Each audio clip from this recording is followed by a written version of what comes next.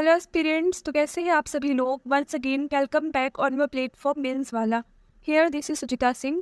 आई hope आप सभी बहुत अच्छी होंगे और उतनी ही अच्छी तरह से आपकी 17 दिसंबर के लिए प्रिपरेशन भी चल रही होगी। ठीक है, तो देखिए, अगर हम अपने आज के टॉपिक की बात करें तो आज के हमारे लेक्चर का टॉपिक रहने वाला है फंडामेंटल राइट।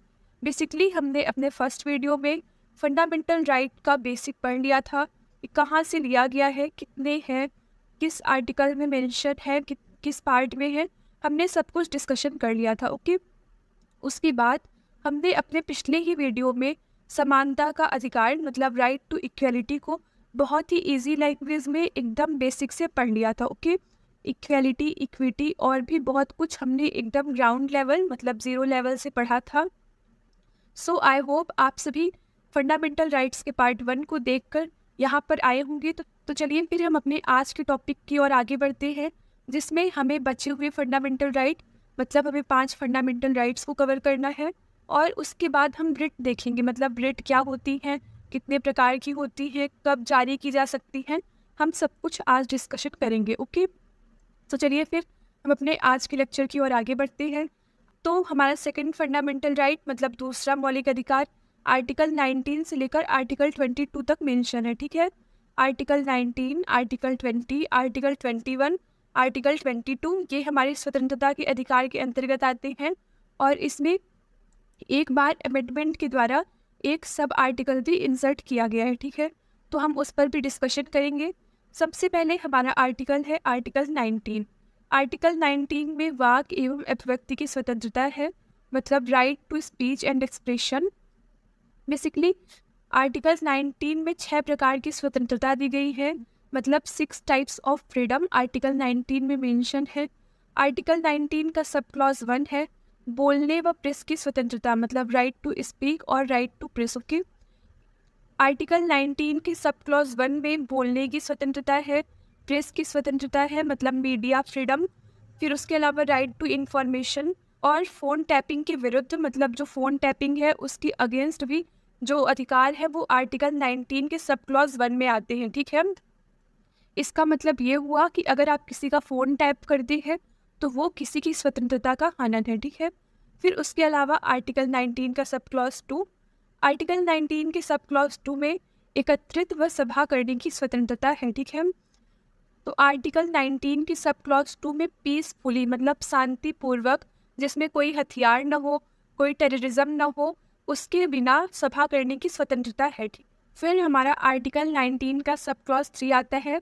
आर्टिकल 19 के सब क्लॉज 3 में संघ बनाने की स्वतंत्रता मतलब राइट टू यूनियन। ठीक है, आप संघ बना सकते हैं लेकिन संघ भी कैसा हो, पीसफुल हो। ठीक है, फिर हमारा आर्टिकल 19 का सब क्लॉज 4 है। आर्टिकल 19 के सब क्लॉज 4 में दिया हुआ है कि देश का कोई भी नागरिक मतलब हमारी कंट्री का कोई भी सिटीजन हो वो पूरे देश में कहीं भी आवागमन मतलब घूम फिर सकता है। ठीक है, मीन्स कि article 19 deals with right to movement. Okay, आप अगर हमारे देश के नागरिक हैं, आप अगर भारत के नागरिक हैं तो आप भारत के किसी भी कोने में किसी भी पार्ट में जा सकते हैं। ओके, फिर उसके बाद हमारा आर्टिकल 19 का सब क्लॉज 5 है निवास और बसने की स्वतंत्रता मतलब राइट टू रेसिडेंस। आप देश के किसी भी पार्ट में किसी भी जगह बस सकते हैं, मतलब आप वहाँ पे निवास कर सकते हो। ओके, फिर हमारा आर्टिकल 19 का सब क्लॉज 6 है कोई भी व्यापार एवं जीविका चलाने की स्वतंत्रता। ठीक है, मतलब यहाँ पे right to profession, right to occupation, right to trade business, आपको आजीविका चलाने की स्वतंत्रता दी गई है। ठीक है, तो देखिए आपने 1 बाय 1 पढ़ा कि आर्टिकल 19 में कौन सी 6 प्रकार की स्वतंत्रता दी गई है। अब आप इसको एक एग्जाम्पल से याद रखिए। ठीक है, अब देखिए अगर कोई स्टूडेंट है या कोई एस्पिरेंट है, ठीक है, अगर वो गवर्नमेंट की स्कीम से खुश नहीं है या फिर कहीं पर उसका एक्सप्लॉइटेशन किया जा रहा है, मतलब कहीं पर उसके अधिकारों का हनन हो रहा है या फिर कहीं पर उसे अनइक्वल ट्रीट किया जा रहा है, तो फिर पहले वो क्या करेगा, तो पहले वो बोलेगा। ठीक है, मतलब पहले वो कहेगा कि मेरे साथ ऐसा ऐसा गलत हो रहा है या फिर मुझे ये चीज़ नहीं पसंद आ रही है। ठीक है, फिर उसके बाद वो एक सभा बनाएगा मतलब असेंबली टाइप से करेगा, जिसमें वो कुछ लोगों से कहेगा कि हाँ मेरे साथ ये गलत हो रहा है, मुझे ये चीज़ नहीं समझ आ रही है। ठीक है, फिर उससे समझ में आएगा कि नहीं सभा से कुछ नहीं होगा, हमें संघ बनाने पड़ेंगे, मतलब we have to make union. Okay, तो वो फिर यूनियन बनाएगा जिससे उसकी और पावर हो, मतलब जिससे जो उसकी डिमांड है, जो उसकी बात है, उसको थोड़ी और स्ट्रेंथ मिले, ठीक है।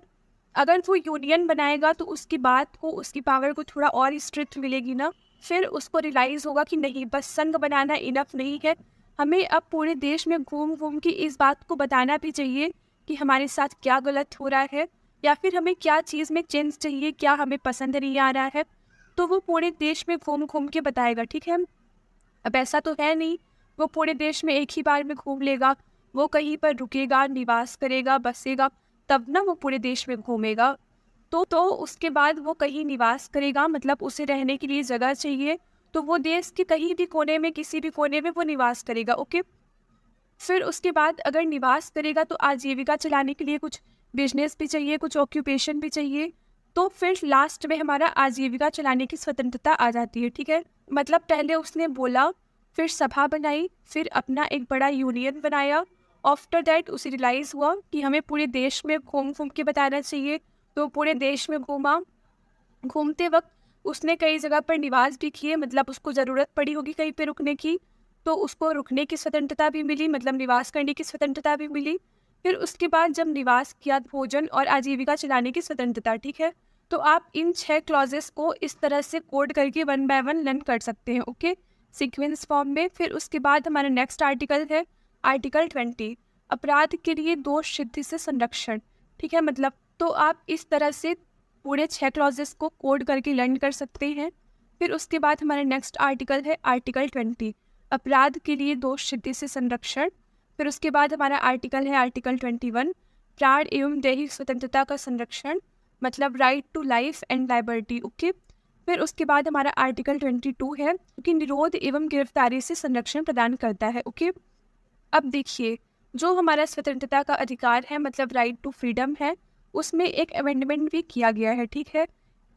86 अमेंडमेंट 2002 में एक आर्टिकल, मतलब आर्टिकल 21 का सब आर्टिकल ए कॉन्स्टिट्यूशन में इंसर्ट किया गया है, जिसमें शिक्षा का अधिकार, मतलब राइट टू एजुकेशन है, ठीक है। तो अगर आपसे कोई पूछे कि क्या शिक्षा का अधिकार मूल संविधान में था, मतलब मौलिक अधिकार में क्या मेंशन था, तो आपका आंसर नहीं हो जाएगा।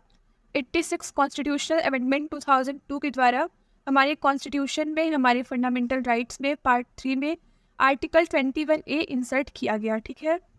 तो चलिए फिर अब हम आर्टिकल 20, आर्टिकल 21 और आर्टिकल 22, इसके साथ ही आर्टिकल 21A पर डिस्कशन कर लेते हैं, ओके। आर्टिकल 20 में हमने देखा कि अपराध से दोष सिद्धि में संरक्षण है, मतलब जो अपराधी है, जो एक्यूज्ड पर्सन है, उसको भी यहाँ पे फ्रीडम दी गई है, ठीक है। अब वो फ्रीडम क्या है, आप उस पर ध्यान दीजिए, ठीक है। अब वो फ्रीडम क्या है, हम उसको देखते हैं, ठीक है। तो देखिए, आर्टिकल 20 में 3 पॉइंट्स मेंशन है, 3 बातें दी हुई है।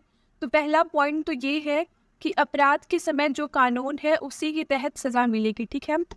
सपोज करें अगर किसी ने 2023 में कोई क्राइम किया है, ठीक है, मतलब अगर किसी ने 2023 में कोई अपराध किया है, तो उसको सज़ा भी 2023 में जो कानून है उसी के तहत मिलेगी, ठीक है। फॉर एग्ज़ाम्पल, अगर आप माने कि 2021 में अगर चोरी के लिए 1 साल की सज़ा थी, ठीक है, लेकिन 2023 में उस सज़ा को कम करके 6 महीने कर दिया गया है, ठीक है। तो अगर किसी ने 2023 में चोरी की है तो उसको सज़ा भी 6 महीने की ही मिलेगी, मतलब उसको 2021 के या किसी भी पिछले कानून के अकॉर्डिंग ज़्यादा या कम सज़ा नहीं मिलेगी, ठीक है। इतना समझ में आया। फिर उसके बाद हमारा नेक्स्ट पॉइंट है, बेसिकली यहाँ पे मेंशन नहीं है, आप चाहें तो नोट आउट कर सकते हैं। फिर उसके बाद हमारा नेक्स्ट पॉइंट है, एक अपराध के लिए सिर्फ एक बार सज़ा, मतलब अगर किसी ने एक बार कोई क्राइम किया है तो उसको सेम क्राइम के लिए सिर्फ एक ही बार सज़ा मिलेगी, ठीक है। हालांकि अगर वो सेम मिस्टेक, सेम क्राइम दोबारा रिपीट करता है तो उसको दोबारा भी सज़ा मिलेगी, लेकिन एक कार्य के लिए, एक काम के लिए उसको 2 बार सज़ा नहीं मिलेगी, ठीक है। फिर उसके बाद हमारा थर्ड पॉइंट है, बेसिकली यहाँ पे मेंशन नहीं है, आप चाहें तो नोट आउट कर सकते हैं। हमारा थर्ड पॉइंट है, कोई भी अपराधी है उसको स्वयं के खिलाफ, मतलब अगेंस्ट हिमसेल्फ और हरसेल्फ, गवाह देने के लिए मजबूर नहीं किया जाएगा, ठीक है। मतलब किसी भी अपराधी को ये नहीं कहा जा सकता है कि वह खुद की अगेंस्ट प्रूफ दे, ओके, समझ में आया। मतलब अगर किसी ने चोरी की है तो उसको ये नहीं कह सकते कि तुम खुद के अगेंस्ट चोरी के प्रूफ दो, ओके। सो आर्टिकल 20 में अपराध से दोष सिद्धि में संरक्षण है, जिसमें 3 पॉइंट है, हमने तीनों पर डिस्कशन कर लिया। ओके, फिर उसके बाद हमारा नेक्स्ट आर्टिकल है आर्टिकल 21। आर्टिकल 21 में प्राण एवं दैहिक स्वतंत्रता का संरक्षण है। मतलब article 21 deals with right to life and liberty. ठीक है, आपको जीवन जीने की स्वतंत्रता है, ये भी कहाँ मेंशन है, तो आर्टिकल 21 में मेंशन है। ठीक है, आर्टिकल 21 में बहुत सारी फ्रीडम्स दी हुई है, लगभग 34 प्रकार की, जिसमें कुछ प्रमुख है right to privacy, right to marriage, right to child birth. Basically article 21 में बहुत सारी फ्रीडम्स दी हुई है, लगभग 34 टाइप्स की, जिसमें कुछ इंपॉर्टेंट है right to privacy, right to marriage, right to child birth, right to education, और कुछ इसी तरह 34 प्रकार की स्वतंत्रता दी गई है। ठीक है, इसमें बहुत सारे केस लॉज भी हैं, जिसके थ्रू बहुत सारी स्वतंत्रता भी ऐड की गई है, जैसे स्वच्छ पर्यावरण में रहने की स्वतंत्रता, निजता का अधिकार मतलब राइट टू प्राइवेसी। ये सब केस लॉज के थ्रू ऐड किए गए हैं, जिनको आप मेंस की क्लासेस में डिस्कशन करेंगे। ओके, फिर उसके बाद हमारा नेक्स्ट है आर्टिकल 21A। आर्टिकल 21A मोहनी जैन बनाम कर्नाटक राज्य, मतलब ये एक केस लॉ है जो कि 1992 में हुआ था। ठीक है, आर्टिकल 21A मैंने पहले ही बताया कि 86 अमेंडमेंट 2002 के द्वारा हमारे कॉन्स्टिट्यूशन के पार्ट 3 में स्वतंत्रता का अधिकार मतलब राइट टू फ्रीडम में इंसर्ट किया गया है। और आर्टिकल 21A में है क्या, तो आर्टिकल 21A में राइट टू एजुकेशन मतलब शिक्षा का अधिकार है, जिसमें 6 से 14 साल के जो बच्चे हैं मतलब 6 to 14 ईयर्स के जो एज ग्रुप है, उनको free of cost education provide करना स्टेट की रिस्पॉन्सिबिलिटी होगी। ठीक है, 86 अमेंडमेंट 2002 के द्वारा 2 तरह की शिक्षा के अधिकार आए, मतलब एक शिक्षा का अधिकार आर्टिकल 21A में लाया गया, और एक मौलिक कर्तव्य जो कि आर्टिकल 51A में मेंशन है, हम उसको भी आगे पढ़ेंगे।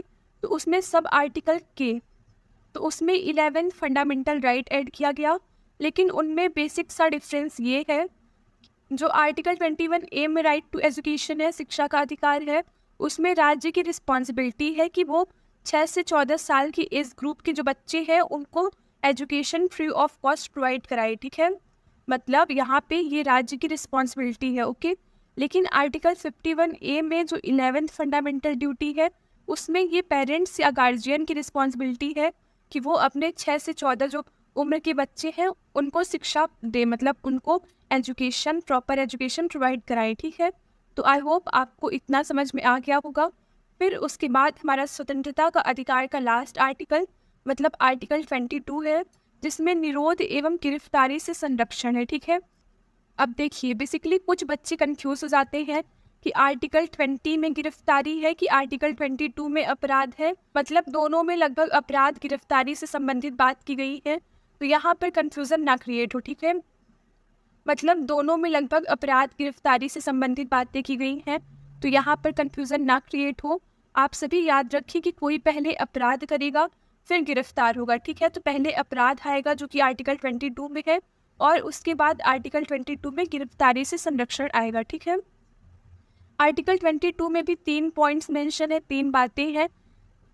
सबसे पहली बात तो ये है कि अगर किसी को डिटेक्ट किया जा रहा है, मतलब अगर किसी को अरेस्ट किया जा रहा है, तो वो अपने अरेस्ट होने का कारण जान सकता है, मतलब उसने क्या किया है वो पूछने का राइट उसके पास है। ठीक है, मतलब अगर आप अरेस्ट कर रहे हैं तो आपको बताना पड़ेगा कि आपके पास क्या बेस है हमको अरेस्ट करने का। ठीक है, ऐसे ही कोई किसी को अरेस्ट नहीं कर सकता। ऑलराइट, मतलब अगर किसी को अरेस्ट किया जा रहा है तो बताना भी पड़ेगा कि किस बेसिस पर, किस ग्राउंड पर उनको हिरासत में लिया जा रहा है। ठीक है, फिर उसके बाद हमारा सेकंड पॉइंट है 24 घंटे के अंतर्गत मजिस्ट्रेट के सामने प्रस्तुति। ठीक है, मतलब विदिन 24 आवर्स जिसको आपने गिरफ्तार किया है, जिसको आपने हिरासत में लिया है, उसको कोर्ट में ले आया जाए। ठीक है, अब बेसिकली इस 24 आवर्स के अंतर्गत जो आने जाने का टाइम है, मतलब टाइम ऑफ ट्रैवलिंग, और जो हॉलीडेज है वो नहीं आते हैं। मतलब अगर आपको आज अरेस्ट किया गया और इन केस कल हॉलीडे है, ठीक है, और आज आपको कोर्ट में नहीं पहुंचाया जा सकता कॉज ऑफ ट्रैवलिंग टाइम,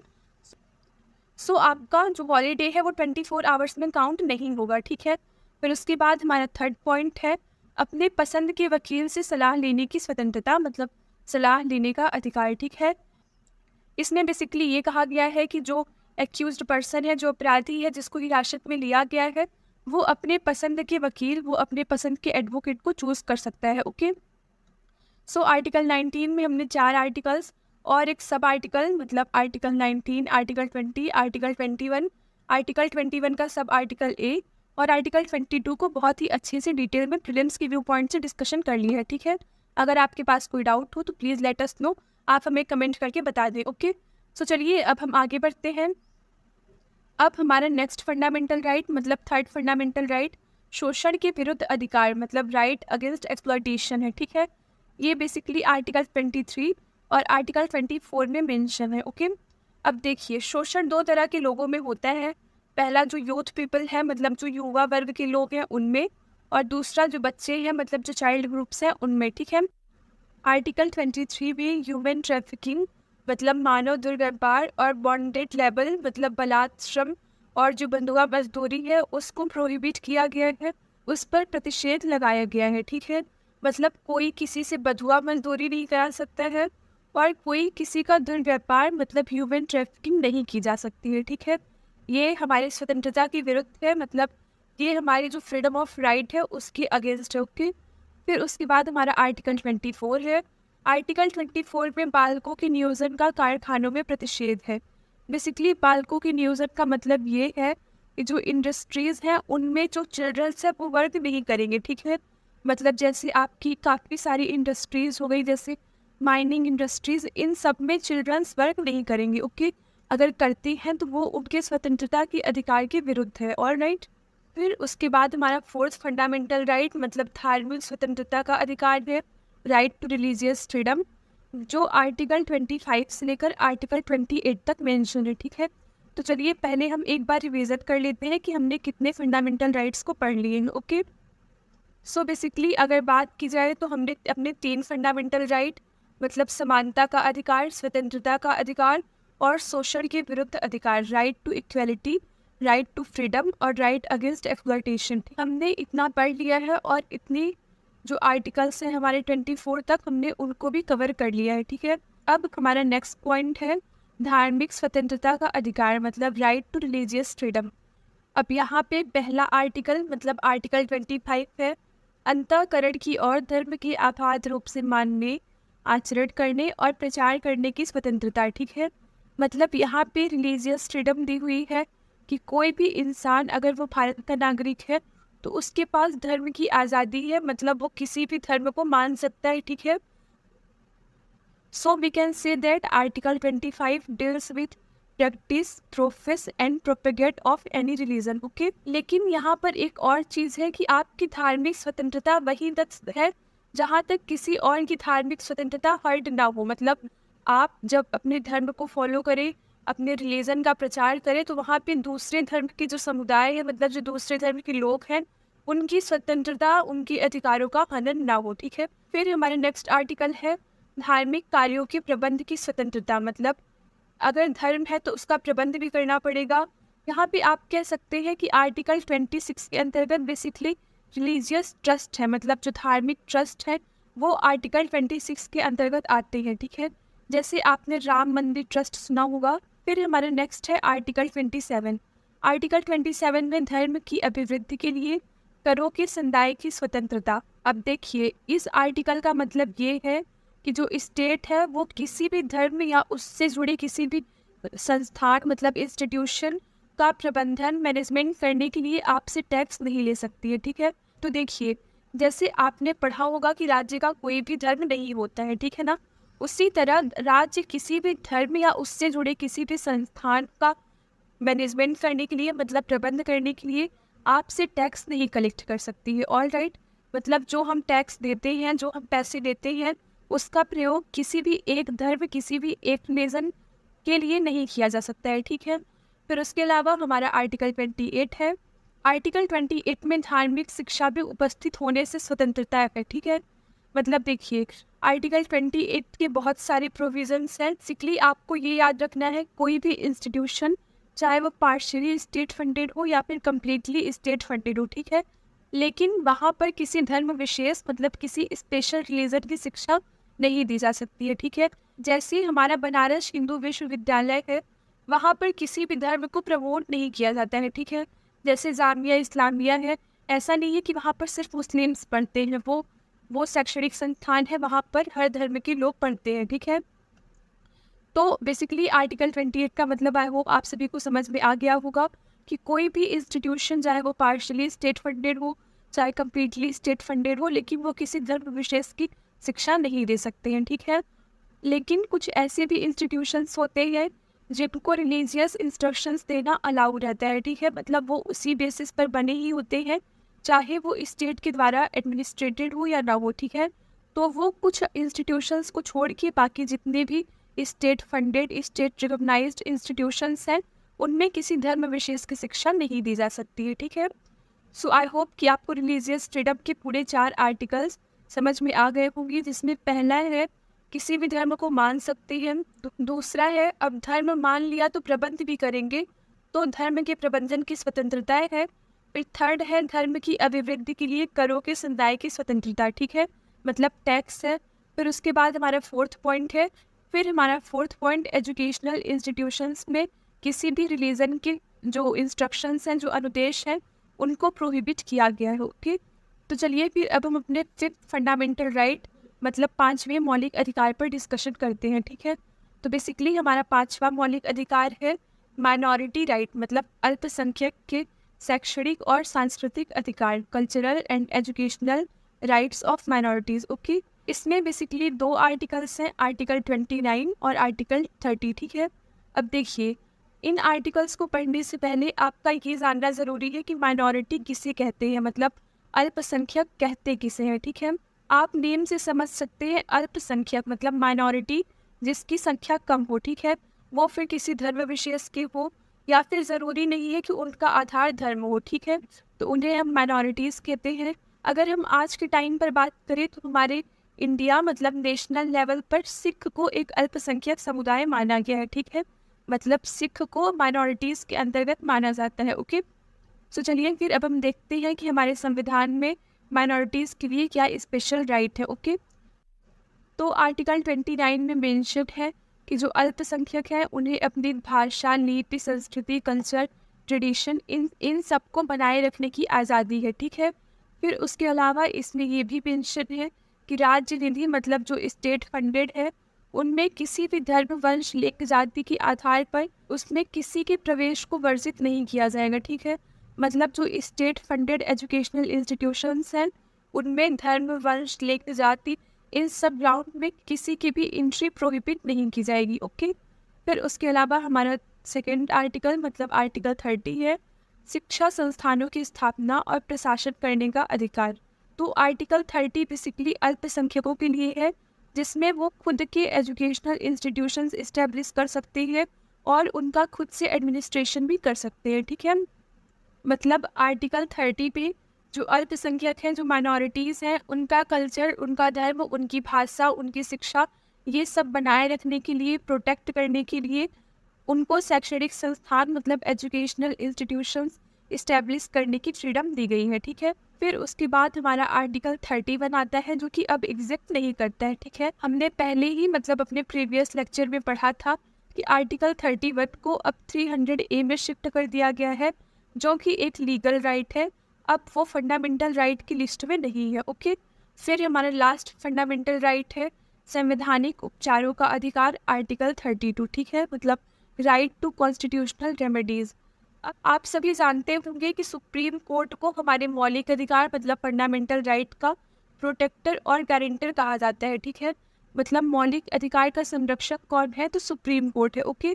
तो आर्टिकल 32 में सुप्रीम कोर्ट की जो मौलिक अधिकार को प्रोटेक्ट करने की पावर है उसी को डिस्क्राइब किया गया है, ठीक है। बट यहाँ पे आप एक पॉइंट और याद रखिएगा कि आर्टिकल 32 को मतलब हमारे अनुच्छेद 32 को डॉक्टर भीमराव अंबेडकर जी ने संविधान की आत्मा कहा है, ठीक है। अगर आपसे पूछा जाए कि संविधान के किस भाग को या किस अनुच्छेद को भीमराव अंबेडकर जी ने संविधान की आत्मा कहा है, शोल कहा है, तो आपका आंसर आर्टिकल 32 पार्ट 3 मौलिक अधिकार हो जाएगा, ठीक है। तो चलिए अब देखते हैं कि रिट्स क्या है और रिट्स कितने प्रकार की होती है, ठीक है। अगर हम रिट्स की बात करें तो रिट्स हमारे कॉन्स्टिट्यूशन में 2 जगह मेंशन है, एक आर्टिकल 32 में और एक आर्टिकल 226 में।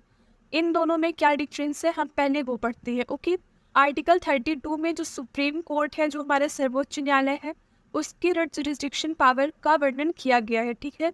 लेकिन आर्टिकल 226 में हाई कोर्ट मतलब जो राज्य के हमारे उच्च न्यायालय हैं, उनकी रिट जुरिस्डिक्शन पावर का वर्णन किया गया है, ओके। इसके अलावा यहाँ पर एक मेजर डिफरेंस ये है कि आर्टिकल 32 के अंतर्गत सुप्रीम कोर्ट को सिर्फ फंडामेंटल राइट के लिए ही रिट जारी करने की पावर है, ठीक है। मतलब सिर्फ फंडामेंटल राइट्स को प्रोटेक्ट करने के लिए, उनका संरक्षण करने के लिए सुप्रीम कोर्ट रिट जारी कर सकता है, ओके।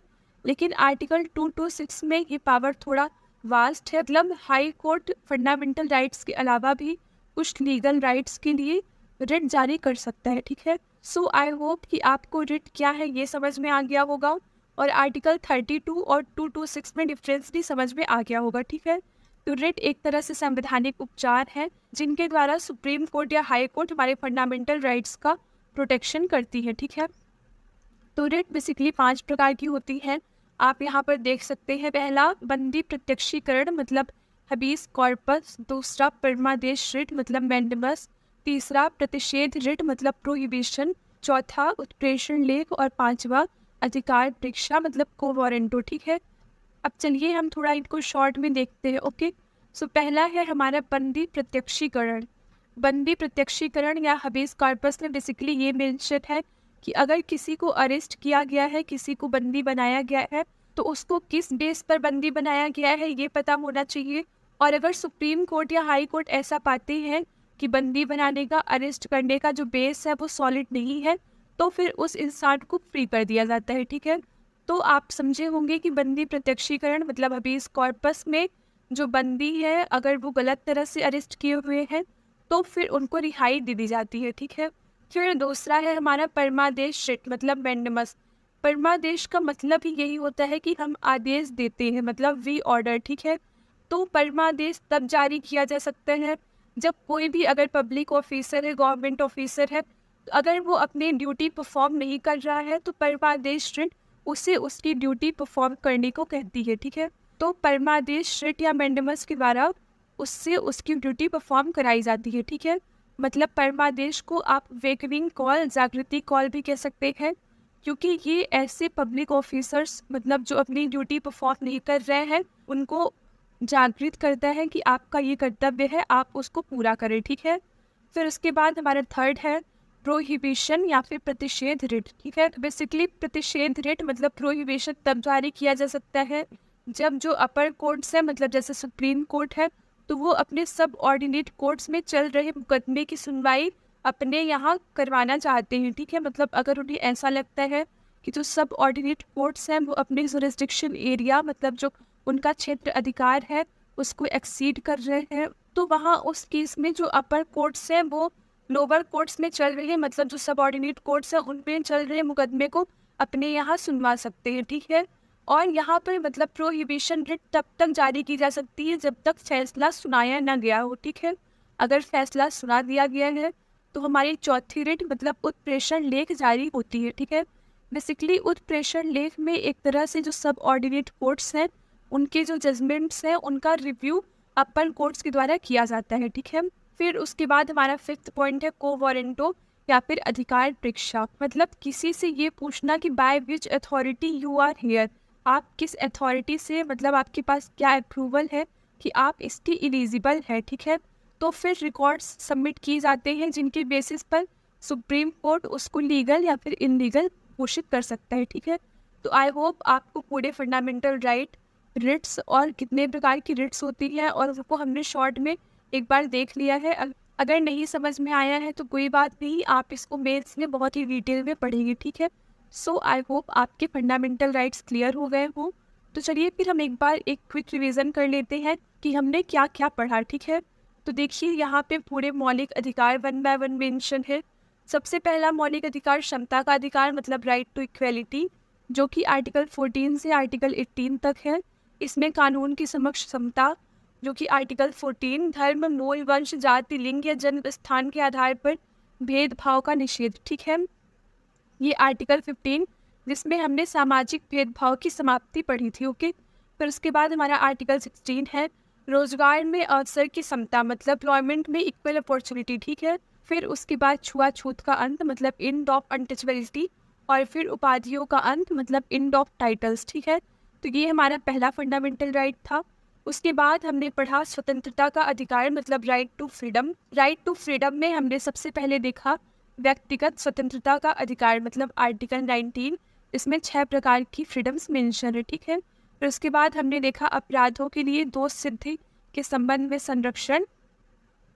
फिर हमने देखा जीवन की रक्षा और दैहिक स्वतंत्रता का अधिकार, बेसिकली आर्टिकल 21 में एक डिग्निफाइड लाइफ जीने का अधिकार है। ठीक है, फिर उसके बाद हमारा आर्टिकल 21A है शिक्षा का अधिकार, जो कि एक संवैधानिक संशोधन के द्वारा जोड़ा गया। फिर हमारा आर्टिकल 22 मतलब गिरफ्तारी और निरोध से संरक्षण। ठीक है, उसके बाद हमने अपना थर्ड फंडामेंटल राइट पढ़ा था, जिसमें हमने देखा था शोषण के विरुद्ध अधिकार मतलब राइट अगेंस्ट एक्सप्लॉयटेशन। पहला मानव के दुर्व्यापार और बंधुआ मजदूरी पर रोक मतलब ह्यूमन ट्रैफिकिंग और बॉन्डेड लेबर। उसके बाद हमने जोखिम वाले काम जैसे माइनिंग इंडस्ट्री, उनमें बच्चों से मजदूरी कराने पर रोक मतलब उनमें जो चिल्ड्रन से जो चाइल्ड ग्रुप है वो वर्क नहीं करेंगे। ठीक है, फिर उसके बाद हमारा फंडामेंटल राइट 4 मतलब धार्मिक स्वतंत्रता का अधिकार राइट टू रिलीजियस फ्रीडम है, जिसमें हमने पहले पढ़ा आस्था और प्रार्थना की आज़ादी मतलब right to practise any religion और टू प्रोपोगेट एनी रिलीजन। ठीक है, फिर उसके बाद हमने देखा धार्मिक मामलों के प्रबंधन मतलब मैनेजमेंट की स्वतंत्रता। फिर किसी विशिष्ट धर्म की अभिवृद्धि के लिए कर अदायगी की स्वतंत्रता। ठीक है, फिर हमने लास्ट देखा मतलब आर्टिकल 28, जिसमें कुछ शिक्षा संस्थानों में धार्मिक शिक्षा या उपासना में उपस्थित होने की स्वतंत्रता। ठीक है, कुछ याद आ रहा है। फिर उसके बाद हमने अपना फिफ्थ फंडामेंटल राइट मतलब सांस्कृतिक और शैक्षिक अधिकार एजुकेशनल एंड कल्चरल राइट पढ़ा, जो कि स्पेशली माइनॉरिटीज़ के लिए है। ओके, फिर हमने अपना लास्ट पढ़ा संवैधानिक उपचारों का अधिकार, जो कि सुप्रीम कोर्ट मौलिक अधिकार मतलब फंडामेंटल राइट्स को इन्फोर्स करने के लिए लागू कर सकती है। ठीक है, तो देखिए हमने 1 बाय 1 अपने पूरे फंडामेंटल राइट्स को पढ़ लिए हैं, और आई होप अब अगर प्रीलिम्स एग्जामिनेशन में यहाँ से कोई क्वेश्चन आता है तो आप सभी बिल्कुल उसको सही करके आएंगे। ठीक है, आप यहाँ पर एक पॉइंट और याद रख सकते हैं कि कौन से ऐसे फंडामेंटल राइट हैं जो सिर्फ इंडियन सिटीजन्स को मिले हैं और कौन से ऐसे हैं जो भारतीय नागरिक और विदेशियों दोनों को मिले हैं। ठीक है, तो आर्टिकल 15, 16, 19, 29 और 30 ये ऐसे 5 आर्टिकल्स हैं जो कि सिर्फ इंडियंस को मिले हैं, मतलब जो भारत के नागरिक हैं सिर्फ उनको मिले हैं। ठीक है, अब 5 आर्टिकल्स मतलब 15, 16, 19, 29 और 30। 15 में क्या है सामाजिक भेदभाव की समाप्ति। ठीक है, 16 में क्या है लोक नियोजन के अवसर में समता। ठीक है, 19 में क्या है वाक एवं अभिव्यक्ति की स्वतंत्रता। 29 और 30 में माइनॉरिटी के राइट्स हैं। ठीक है, तो ये ऐसे आर्टिकल्स थे जो कि सिर्फ इंडियन सिटीजन्स को मिलेंगे। ठीक है, अब अगर हम उन आर्टिकल्स पर बात करें जो कि भारतीय नागरिक और विदेशी दोनों को मिले हैं, तो वो आर्टिकल्स हैं आर्टिकल 14 मतलब समानता का अधिकार, आर्टिकल 20 मतलब अपराध से दोष सिद्धि में संरक्षण, आर्टिकल 21 जिसमें प्राण एवं दैहिक स्वतंत्रता का संरक्षण है। फिर उसके बाद आर्टिकल 21A मतलब शिक्षा का अधिकार, आर्टिकल 22 मतलब गिरफ्तारी एवं विरोध से संरक्षण, और आर्टिकल 23, 24, 25, 26, 27, 28 ये ऐसे आर्टिकल्स हैं जो कि भारतीय व विदेशियों दोनों को मिले हैं। ठीक है, तो चलिए फिर आई होप आपका फंडामेंटल राइट्स में पूरा कॉन्सेप्ट क्लियर हो गया हो। अब आप बस MCQ प्रैक्टिस कर लीजिए। ठीक है, तो दैट्स ऑल फॉर टुडे। अच्छे से पढ़ते रहिए, keep studying, all the very best, thank you.